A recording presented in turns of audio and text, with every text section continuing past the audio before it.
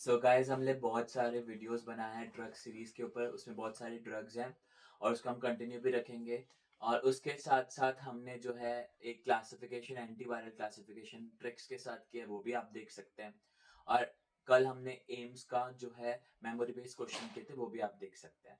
अब हमने pharmaceutics start करी है, जिसमें पहला जो वीडियो है it is all about tablet defects, जो कि आप प्लीज देखिए, बहुत इंपॉर्टेंट है, हर एग्जाम में आता है। तो पहला जो डिफेक्ट है, कैपिंग। कैपिंग को कैसे याद रखना है? पार्शियल और कंप्लीट सेपरेशन ऑफ टॉप और बॉटम क्राउन ऑफ टैबलेट। अब याद कैसे करना है इसको? ट्रिक क्या है? कैप कहां पे पहनते हैं हम? सर के ऊपर। क्राउन, वर्ड क्राउन कहां पे पहनते हैं हम? सर के ऊपर। तो आपको याद रखना है कैपिंग से क्राउन। करेक्ट। अब ये कैपिंग कैसे हो सकती है? एयर एंट्रैपमेंट, यानी उस टैबलेट के अंदर एयर एंट्रैप हो जाए, यानी फंस जाए। सेकंड, डीप कॉन्केव पंचेस, यानी पंचिंग करते समय उसमें जो ग्रेव है वो बहुत ज्यादा रह जाए, जो डीप होल हुए हैं वो बहुत ज्यादा रह जाए। और तीसरा रीजन क्या है? Dry granulation. इन तीन रीजन से हो सकता है ये कैपिंग। लैमिनेशन को कैसे रन करना है? देखो, लैमिनेशन में वर्ड क्या आता है? एलए। और लेयर्स में वर्ड क्या आता है? एलए। तो आपको लैमिनेशन से क्या याद रखना है? लेयर्स याद रखना है। अब रीजन यानी इनके भी कॉजेस, कारण क्या होते हैं? सेम होते हैं, air entrapment, deep concave punches और ड्राई ग्रेन्युलेशन। अब एम्स सीआरई 2 में क्वेश्चन आया था कि air entrapment is due to, ये air entrapment cause is due to. तो इसमें कैपिंग भी ऑप्शन था, लैमिनेशन भी ऑप्शन था, तो एक कॉन्ट्रोवर्शियल क्वेश्चन माना गया था। ठीक है। उसके बाद था पिकिंग। पिकिंग क्या होता है?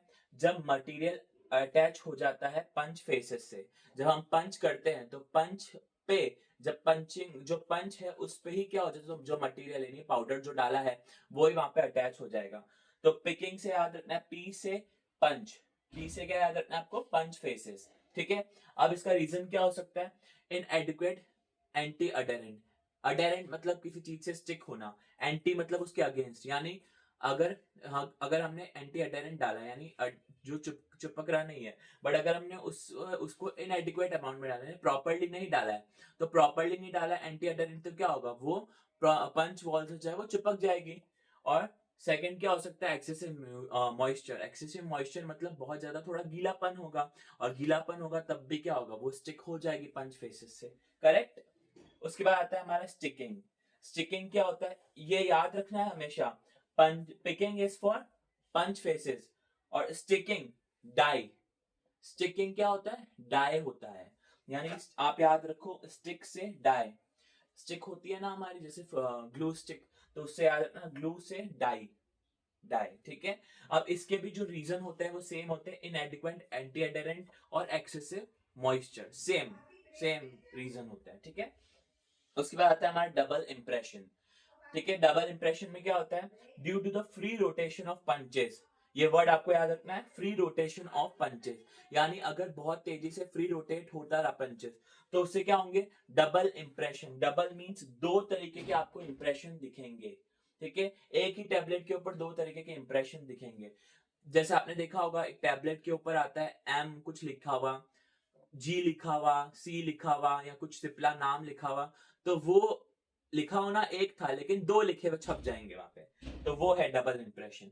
अब इसका रीजन, कॉजेस सेम ही है कि फ्री रोटेशन ऑफ इधर अपर और लोअर पंच, यानी पंच का ऊपर लोअर पंच और नीचे का जो पंच है, उन दोनों में क्या होगा? फ्री रोटेशन हो जाएगा, इस वजह से ये चांसेस हो सकते हैं। करेक्ट। नेक्स्ट होता है मॉडलिंग। मोस्ट रिपीटेटिव क्वेश्चन है यहाँ से मॉडलिंग पे पूछा हुआ है, व्हाट इज मॉडलिंग? तो unequal distribution of tablet colour.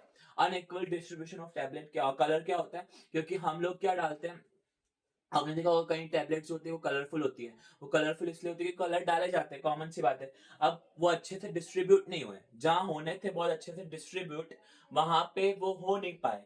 तो उस वजह से क्या होता है? हमारी जो है मॉटलिंग नाम की जो है डिफेक्ट आ जाता है। अब ये कैसा होता है? Improper mixing of colouring solution, यानी जब हमने कलरिंग सॉल्यूशन डाला और हमने उसकी प्रॉपर मिक्सिंग नहीं की, तो वो क्या हो जाएगा? कलर डिस्ट्रीब्यूट प्रॉपरली नहीं हो पाएगा। नेक्स्ट आता है हमारा चिपिंग। चिपिंग आप चिप से याद रखो। चिप्स के एज कैसे होते हैं? Tablets have sharp as.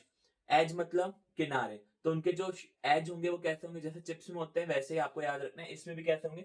Sharp as होंगे, यानी तीखे एज होंगे।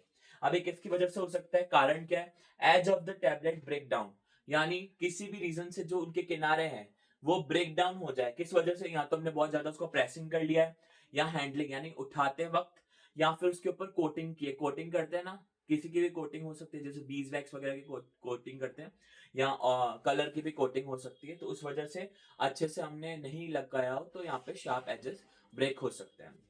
अगर ये वीडियो आपको अच्छी लगी हो और मेरा प्रयास अच्छा लगा हो, तो please like, share and subscribe.